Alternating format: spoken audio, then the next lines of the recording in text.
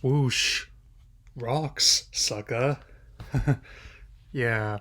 So with that out of the way, hey, even though I know Pokemon Day is coming tomorrow, and as such, a celebration of the franchise's now 28-year history with just over a quarter century of that in the United States, and whatever they reveal tomorrow, I'll be talking about it after the presentation tomorrow morning in my time zone. So, with that in mind, and I thought I would offer a reaction and can now claim myself as like a 25-year plus veteran of the franchise. So I've been in this fight since I was 6 years old, so to speak. So I will be talking, I'll be sort of reacting, responding to this pitch, and also, not to brag, I still reiterate that I still own every single physically released game in the franchise that is seen release, and as you can tell, this one I had to import from Australia because of how, thankfully the Switch is not region launched, but it was sold out in the States, so here we go. First, I would argue, and Gotham would say would have nothing to do with quote unquote craftsmanship about why the legacy games aren't on the system yet. It's either on NSO via Game Boy Advance Online, or some kind of master collection like other franchises put out, which neglecting how sparingly this company puts out legacy collections compared to others. I'd argue it has more to do with rights and logistical issues. Factory it is come on to get certain rare titles on Nintendo Switch Online, with GoldenEye and Killer Instinct being in a couple key ones. And I'd also like to point out that Game Freak did not develop the Stadium duology, HAL Laboratories did. And as for the pitch, I would say a great title came up with there. Sure don't want to add featuring Dante from Devil May Cry while you're at it. So, I'm not going to be going over all the minutiae as the video is about a half hour long, and if I did that, I think this one actually might be longer than that, since I have a habit of doing that. I never go in there with had time for my mind, but I try to not make hour-long clickbait and video essays like some people have taken to doing. I think someone called Somerton and kind of ruined his whole career here fairly recently doing that, but still. And I also admit that the villain faction head for Darksteel looks like an OC of Heihachi Mishima from Tekken, and I'm going to put that on the table for now, and we'll come back to that. And regarding the difficulty, I personally don't think Darach would say anything like that effect, and also can't really vouch for any Karens complaining about the matter either. I would also argue that factoring in the metagame and competitive play suggests that quote-unquote removing a trace difficulty is, to borrow on Professor Membrane, not scientifically possible. On that note, Legends Arceus and the Indigo Disc expansion Scarlet and Violet, it would be more like Aerie of Team Star, again we'll come back to that, saying deal with it in regards to difficulty. I also wasn't sure about Iono at first. I was basically like a YouTuber, streamer, but as for like the lead speak, you made her say, I think she'd be more of someone to stream RE4 Mercenaries or Raihan, or do like a let's play of the new Live Alive on her lonesome. At least that's how I've taken to characterizing her, as have others. Yeah.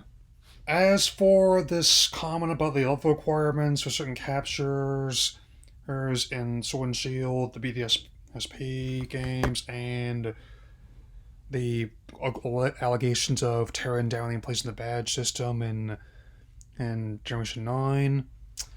First, I would argue those first two ones are pretty basic forms of level scaling. Just like you shouldn't go right to the first gate boss in Neo 2. By the way, don't go right to the first gate boss in Neo 2. Worst mistake of my life. Second, Generation 9 didn't tear down and replace the badge system, they merely revamped it by adding team bases and titans on top of the gyms. That's analogous, in my book, to Saint Song Superstars, quote-unquote tore down the Chaos Emeralds by adding new powers on top of the super modes. I mean, it didn't happen in the games. I played them extensively with my own review.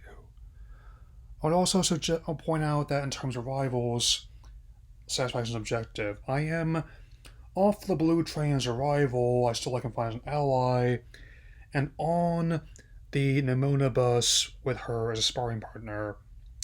And a lot of the Too Long Didn't Want I'm getting of this is, so, you want a game that's easy to follow and get into, that strips out all the niceties from newer installments and has a wall of challenge rivaling Let Me Solo Her. I'd also like to reiterate these probably were the intended plans, and I know a lot of people like to try and claim otherwise, but to my knowledge, there's not any screwing around with the designs. The games were put up by Mytona after all. I'm also kind of surprised not into Larry. You're the exact profile for someone who would identify with him. I'm pushing on to Rashid, doesn't mean I'm always right. I'm more into Jury and Hakan among the newer Street Fighter characters.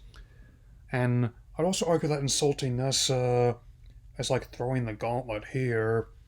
Unless I hope Horizons handles her better than they did Kabu, who...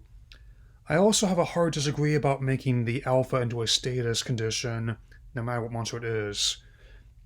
I like the idea of whether it's a Togepi or one of the Lucario has been very helpful in my post-game, being a sort of Choten Hoshokusha, apex predators of their domain, if you will. This is like a personal kind of preference, but I don't really see Flare as crazier than the villain who succeeded them at all.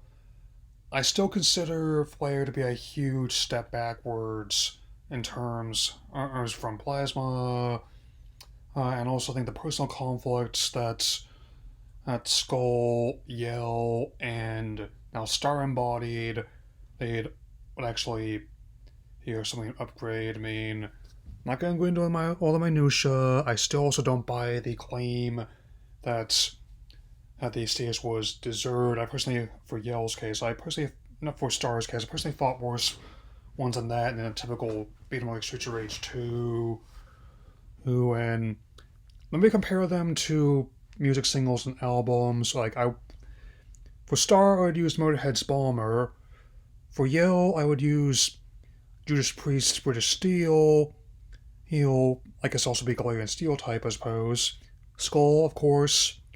The dirty version NWA Shred Out Compton. And for Flare, the single for Aqua's Barbie Girl. I do, whenever I do something like this, which is not as frequent as it once was, I mean, no disrespect intended at all.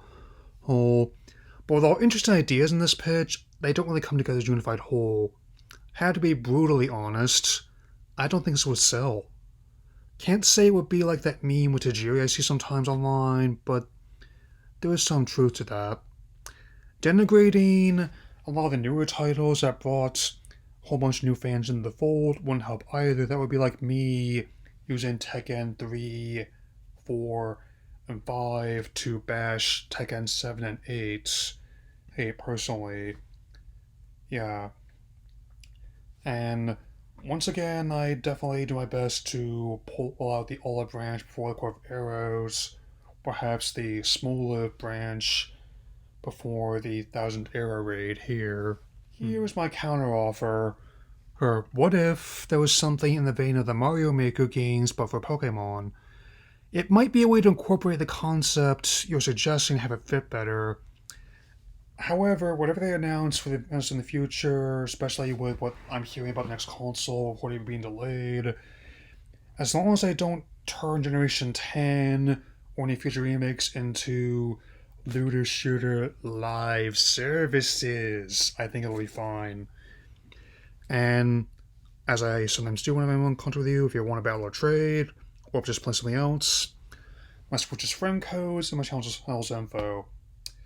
I know a lot of you are looking forward to my reaction and thoughts about this presentation tomorrow, and I'll definitely do so. I have to stream tomorrow morning, so I'll be off for now.